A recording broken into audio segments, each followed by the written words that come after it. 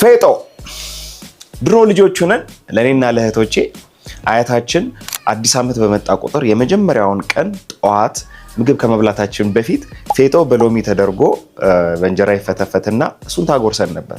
በጣም ጤና ነው ተብሎ ይታሰባል። ቀሪውን የዓመት ክፍሎች ደግሞ በጤና እንድንዘልቅ እንዲህ አይነት ልምዶች ነበሩን።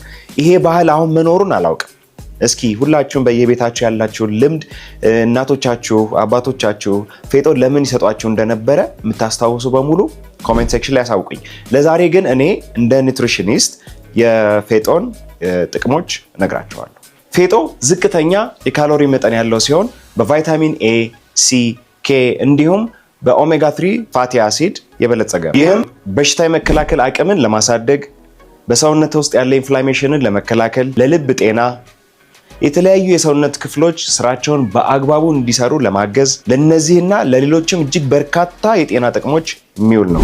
በተጨማሪም የሆድ ድርቀትንና የምግብ መፈጨት ስርዓት ችግርን ለማከም ወይም ለማስተካከልም ይውላል። ከዚህ በተጨማሪም ለሰውነት በጣም አስፈላጊ የሆኑ የፋቲ አሲድ፣ አሚኖ አሲድ፣ አይረን፣ ፖታሺየም፣ ፎስፎረስ እና ካልሲየሞችን የያዘ ፌጦን የመሰለ የተፈጥሮ በረከት በሚገባን መጠን ተጠቅመዋል ብዬ አላስብም።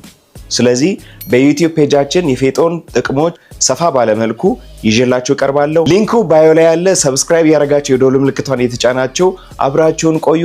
በተረፈ ለተጨማሪ መረጃዎችና ለዳይት ፕላን ኦርደር ደግሞ ይደውሉልን።